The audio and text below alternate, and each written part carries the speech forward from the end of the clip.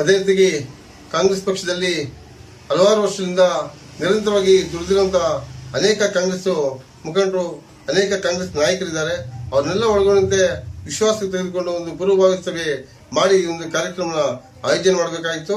ಈ ಕಾರ್ಯಕ್ರಮ ಏಕಾಏಕಿ ಅವ್ರ ಬೆಂಬಲಿಗರ ಜೊತೆಗೆ ಈ ಕಾರ್ಯಕ್ರಮ ಮಾಡಿರೋದು ತುಂಬಾ ನೋವಿನ ತೆಗೆದಿಟ್ಟು ಕಾಂಗ್ರೆಸ್ ಕಾರ್ಯಕರ್ತರು ಇಡೀ ಒಂದು ಶಿಡ್ಲಘಟ್ಟ ತಾಲೂಕಿನಲ್ಲಿ ಅಳಲು ತೋಡ್ಕೊಳ್ತಾ ಇದ್ದಾರೆ. ಹಾಗಾಗಿ ಮುಂದಿನ ದಿನಗಳಲ್ಲಿ ಯಾವುದೇ ಕಾರ್ಯಕ್ರಮ ಮಾಡಬೇಕಾದ್ರೆ ಕಾಂಗ್ರೆಸ್ ಪಕ್ಷದ ಶಿಷ್ಟಾಚಾರವನ್ನ ಉಲ್ಲಂಘನೆ ಮಾಡದೆ ಇವತ್ತು ಪ್ರಜಾಪ್ರಭುತ್ವದಲ್ಲಿ ಮತ್ತು ಈ ಒಂದು ರಾಜ್ಯದಲ್ಲಿ, ಈ ದೇಶದಲ್ಲಿ ಕಾಂಗ್ರೆಸ್ ಪಕ್ಷದಂತಹ ಒಂದು ಇತಿಹಾಸ ಇದೆ. ಆ ಒಂದು ಇತಿಹಾಸಕ್ಕೆ ಒಂದು ಬೆಲೆ ಇದೆ. ಆ ಇತಿಹಾಸವನ್ನ ಮರುಕಳಿಸಬೇಕಂದ್ರೆ ಎಲ್ಲರೂ ಒಗ್ಗಟ್ಟಾಗಿ ಹೋದ್ರೆ ಮಾತ್ರ ಈ ಒಂದು ಕಾಂಗ್ರೆಸ್ ಪಕ್ಷವನ್ನ ಹೆಚ್ಚು ಬಲಿಷ್ಠ ಮಾಡಕ್ಕೆ ನಮ್ಮ ಶಿಡ್ಲಘಟ್ಟದಲ್ಲಿ ಅವಕಾಶ ಇರುತ್ತೆ. ಹಾಗಾಗಿ ಈ ತರ ಬಣಗಳ ವಿಂಗಡಣೆ ಮಾಡಿಕೊಂಡು ಬಣಗಳ ರೀತಿ ಕಾಂಗ್ರೆಸ್ ಪಕ್ಷನ ವಿಂಗಡಣೆ ಮಾಡಿದ್ರೆ ಇವತ್ತು ಒಗ್ಗಟ್ಟು ಸಿಗೋದಿಲ್ಲ.